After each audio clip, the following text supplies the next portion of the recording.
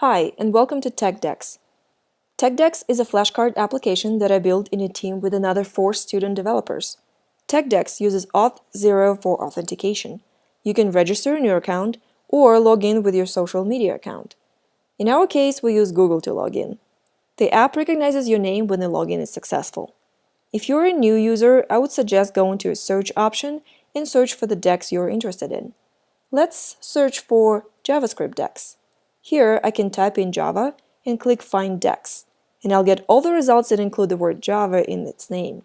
This search generated 2 results for us. Each deck has an option to be added to the list of favorites, and it shows up in your favorite section. You can also remove it from the list. Now, let's create a new deck. For the purpose of this presentation, let's create a deck with the name of geography and the category of Europe. Once the deck is created, we have an option to create a subdeck inside of this deck, or start creating cards with questions. Let's create a subdeck and name it France.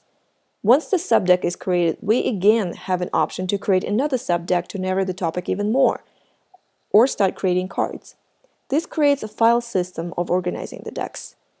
Now let's start creating cards. Cards have a question and an answer on it. What is the capital of France? Paris. What colors are on French flag? It's blue, white, and red. I'm also going to create a fake card so we can delete it later.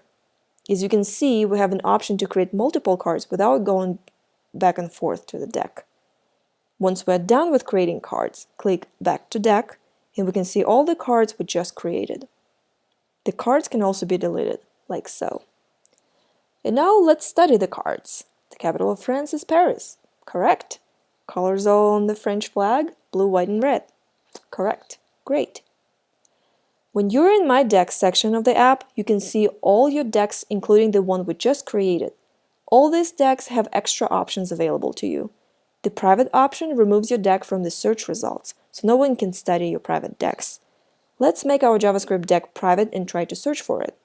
As you can see now, we only have one search result.